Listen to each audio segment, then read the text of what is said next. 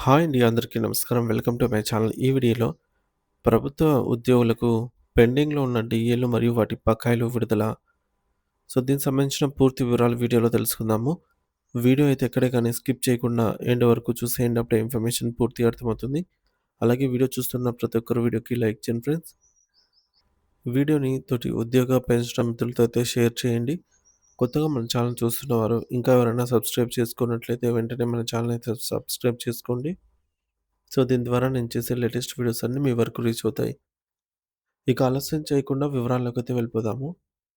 Friends, ఇక విషయానికొచ్చినట్లయితే రాష్ట్రంలోని ప్రభుత్వ ఉద్యోగులు ఎదుర్కొంటున్న ప్రతి ఒక్క చిన్న మరియు పెద్ద సమస్యను స్వయంగా ముఖ్యమంత్రి దృష్టికి తీసుకెళ్లి వాటిని సత్వరమే పరిష్కరించేలాగా తన తన వంతుగా పూర్తి స్థాయిలో కృషి చేస్తానని రాష్ట్ర రోడ్లు, భవనాల శాఖ మంత్రి కొమటిరెడ్డి వెంకటరెడ్డి గారు ఎంతో భరోసా ఇచ్చారు. అంటే ఉద్యోగుల గోడును కేవలం విని వదిలేయకుండా ప్రభుత్వ పెద్దల వద్ద ఆ యొక్క విషయాలను బలంగా ప్రస్తావించి ఒక సానుకూల నిర్ణయం వచ్చేలాగా చూస్తానని ఆయన మాటిచ్చారు. ఉద్యోగులు ప్రభుత్వంలో ఒక ముఖ్యమైన భాగమని, వారి సమస్యలు పరిష్కారం అయితేనే పరిపాలన అనేది సాఫీగా సాగుతుందని ఆయన ఈ సందర్భంగా అభిప్రాయపడ్డారు. హైదరాబాద్‌లోని తన అధికారిక నివాసమైన మినిస్టర్స్ క్వార్టర్స్‌లో బుధవారం రోజున ఒక ప్రత్యేక సమావేశం జరిగింది.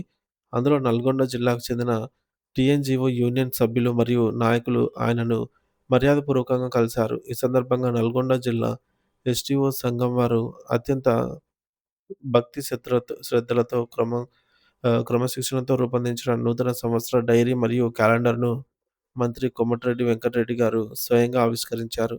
ఈ ఆవిష్కరణ కార్యక్రమం కేవలం ఒక సంప్రదాయం మాత్రమే కాకుండా ఉద్యోగ సంఘాలతో ప్రభుత్వానికి ఉన్న సత్సంబంధాలకు మరియు సమన్వయానికి ఒక నిదర్శనంగా నిలిచింది.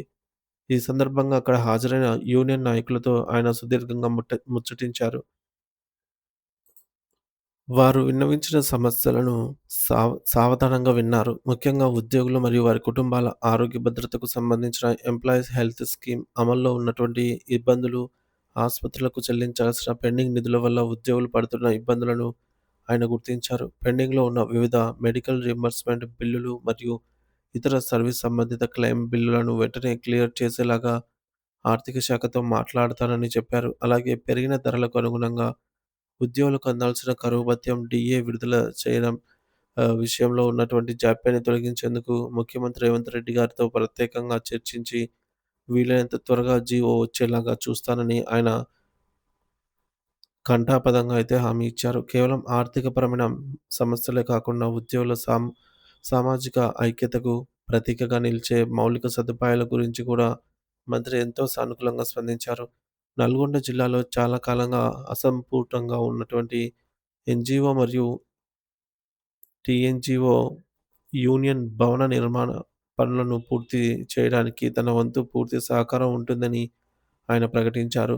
ఈ భవనం నిర్మాణాన్ని త్వరలోనే పూర్తి చేయించి ఉద్యోగులందరికీ వారి కార్యకలాపాలు నిర్వహించుకోవడానికి, సమావేశాలు జరుపుకోవడానికి ఒక చక్కటి వేదికను అందుబాటులోకి తెస్తామని ఆయన స్పష్టమైన హామీ ఇచ్చారు.